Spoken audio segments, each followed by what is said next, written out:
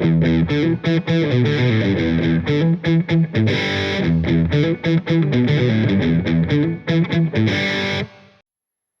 today's video, we're going to do a how-to of how we prepare our arrows for archery season and for doing our 3D shoots and whatnot. Jim's going to show you how we fletch the arrows and how we prep them and what we do. And just for a disclaimer, this is a video we're going to call Archery Building 101 because we don't claim to be experts. No. And we only do this for ourselves just because it's something we like to do. It's a nice time to get together, especially in the off season. Spend a few hours in the evening with a good friend or something. But as I said, we're not professionals, and I'm sure there's techniques or other ways that people can do that are better. But this is the way we've done it. It worked for us, so that's what we're going to show you here. Maybe it'll just help you get some pointers if you're somebody new starting out and you're looking to get into this. Maybe this will help you along that journey. Sure. That's kind of what I was thinking, is if somebody's going to just starting out an archery season and they want to make a decision, hey, should I try to do this myself, or am I going to buy them all, the arrows and get them done at the shop? Then, this will give them a good idea of what it entails. And, quite honestly, I've never done the math, but if you're only doing this for yourself, it's probably cheaper or is the same to buy them pre-made. I don't know. Like I said, I haven't done the math. I imagine if you do a bunch of them, it is cheaper then in the long run. But heck, we may do a dozen, and that may last us for several seasons. Or if we decide to change arrows, and that's when we have to buy more. So we don't. It's not something we do do all the time. And a dozen arrows will last us a good bit of time. But sometimes you might hit the fletching.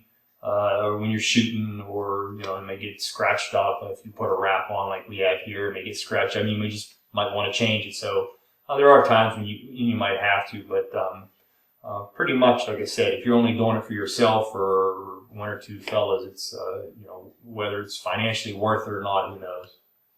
Okay, and with that, let's take a look at how we fletch and prepare our arrows. So what we're going to do now is just go over the pieces that you need for building arrows. So the first thing you'll need is a jig. Then you'll need the arrow shaft, a nock, the insert, fletching, wraps if you so desire, alcohol for cleaning, and glue. So I'm just going to go through the process of how we start this, and some of these steps you don't necessarily have to do them in this order, but this is the order that I will present them to you in. So we have a shaft that we purchased from the local archery shop, and we had them cut it to length. And we do not have an arrow saw, so we asked them to cut it for us. And keep in mind that you want to always clean your shaft with alcohol, where you're going to apply the fletching. And or if you're going to be putting wraps on as well, you want any grease and debris off of those.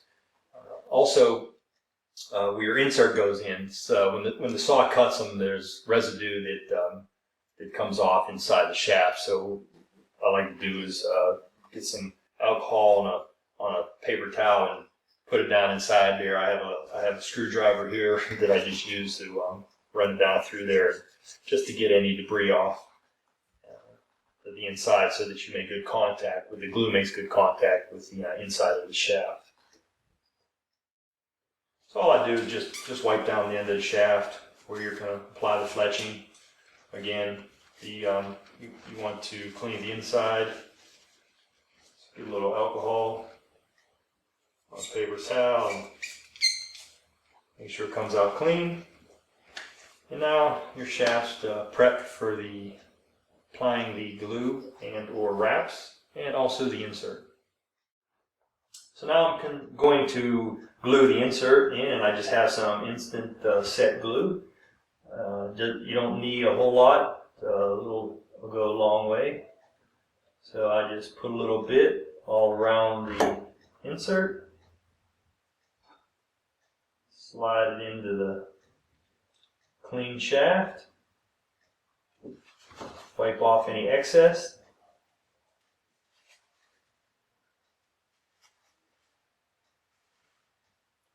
I just like to put a little pressure on the end for a few seconds, just so it starts setting up. This glue, instant set glue, sets up really fast, so saves you time. And that's all you have to do to get the insert glued in. So now I'm going to apply the wrap, and you don't need wraps.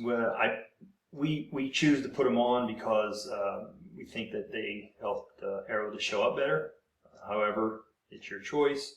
It does add a little more money involved in each arrow. It adds a little more time, and also keep in mind that if you damage a vein when you're shooting or something of that nature, and you have to remove it. Typically, when you remove it, it rips part of the wrap off that it was glued to, and so I guess you could probably glue the vein back on if you're just using them for target arrows, but a lot of times I remove everything, including the wrap, and start over, so it could cost you a little bit more money.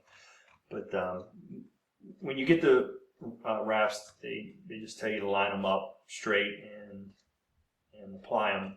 But we found over the years that a little jig made out of wood, 2 pieces of wood at a right angle, seems to work out really well. It helps us to get the wrap on straight, so that way when you roll it across, it ends up real even on the opposite side. So I have a wrap down there ready to go. So I just slide the shaft down the back side of the jig till it makes contact with the wrap. Lift it up, and it's nice and straight. So now all we have to do is just work it around.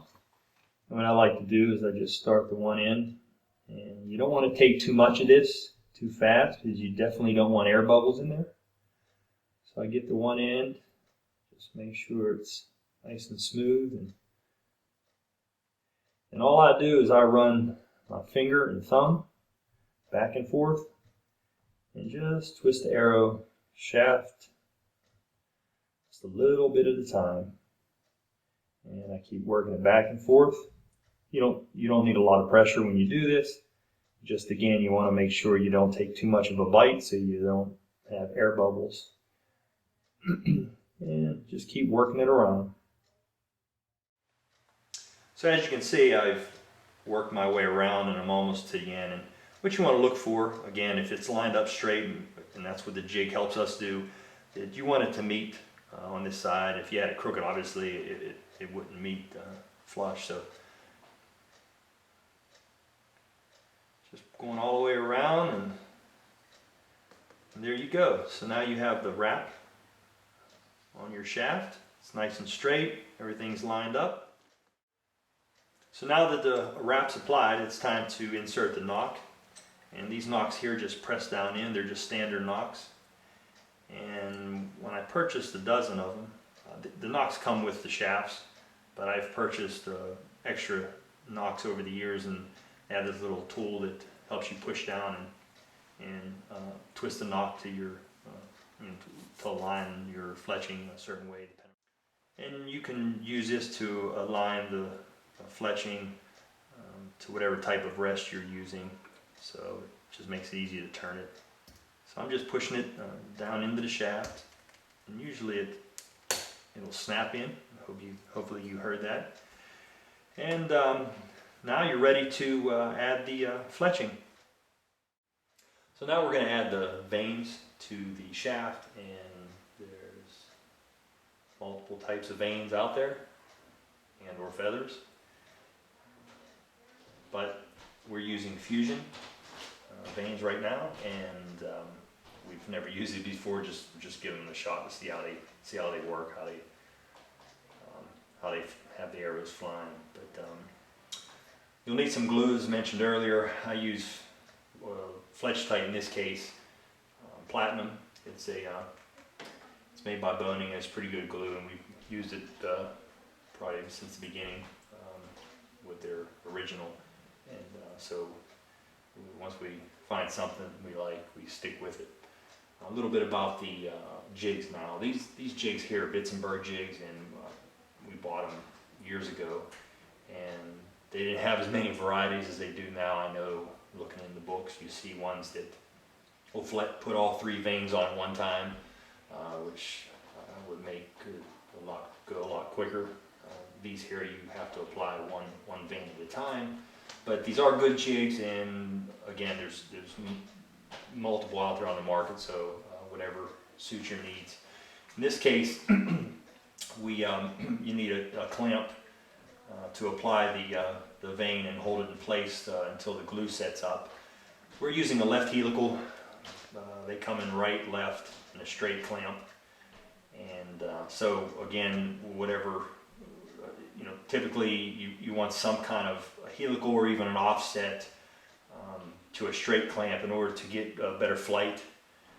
Again, we try to use the left helical, and then what I do is I'll adjust the offset just to because what you want to do is you want to make sure you have good contact with the base of your vane so that it's touching the arrow shaft, and you have a good solid hold there with the glue and a good contact with the surface area of the shaft. So we already have this set up. Again, we've played with it over the years and adjusted until, with different arrow shafts, going from the larger aluminum years back to now the smaller carbon. So we had to make adjustments, but we have them now adjusted to where they fit our shafts, and since we use the same arrow shafts, we don't have to make any adjustments.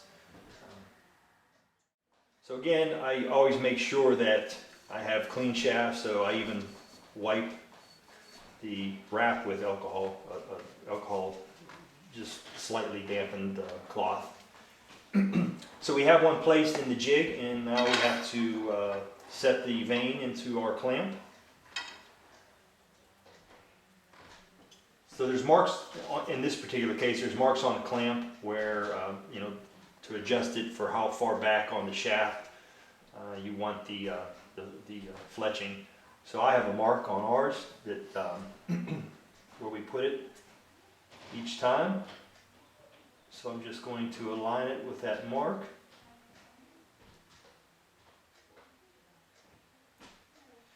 Make sure it's in there nice and straight and aligned. Now I'm just going to run a thin bead of glue on the vane, and again, you don't want to overdo it because you'll have a bunch of glue oozing out the side. It'll make for a messy looking shaft. Once the glue's on there, in this case, the clamp has magnets, and once it's on there, I just set it down. Try not to get in the way. Set it down against the shaft where we have nice contact. You see the glue just barely coming out the sides, and because we're using Fletching, this is going to take several minutes to set up. It's not instant set gel or instant set glue like we were using for the inserts. I'm going to do our second arrow shaft now.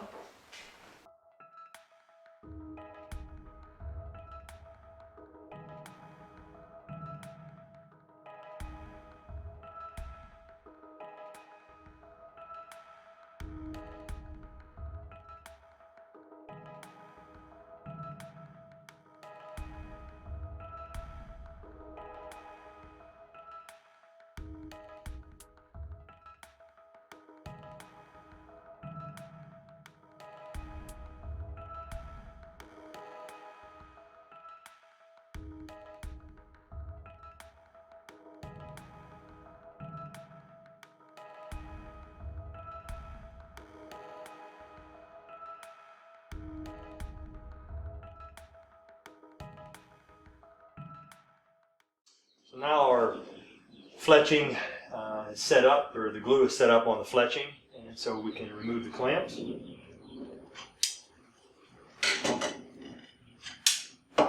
Then we just rotate it till it clicks to the left. In this particular jig, you just spin them and clicks to the next stage, and add another another fletch, another vein to each shaft.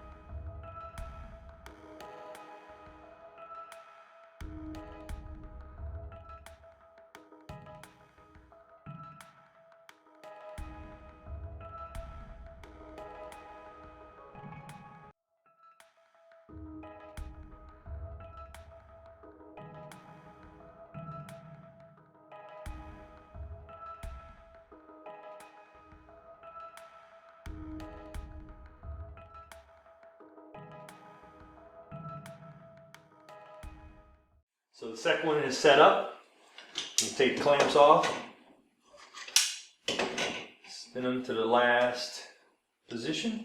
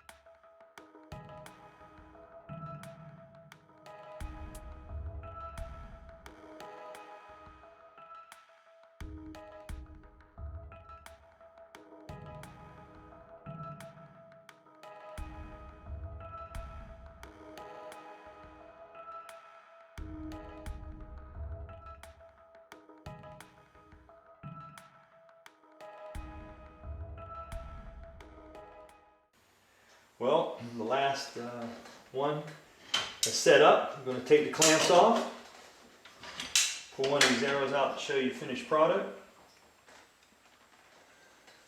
And there you go.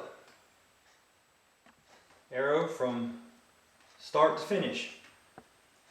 And all you need to do now, as I mentioned earlier, if you have a certain way that you align your fletching up so that it doesn't hit your rest, or if you have a whisker biscuit, I know they have in the bottom of them, and they have a different color where you're not there, your fletching isn't supposed to go through, so you have to make some adjustments maybe. But other than that, you're ready to go. Well, that concludes our Arrows 101, Jim. And Arrow Building 101. hopefully this video might help someone out or give you some ideas that you might not have thought of. And we're going to try to see if we can come up with some other ideas to have some videos for you like this, some how-tos, maybe throughout the archery season and through turkey season and whatnot. But also, if you have any ideas and you'd like to comment and of something that you might like to see us do, just go ahead and put a comment after the video. And thanks for taking the time to watch our videos and like and subscribe to our channel. We'd appreciate it. Yeah, and if you have any questions on anything that we did today, don't hesitate to send us a note, and we'll try to answer it to the best of our knowledge.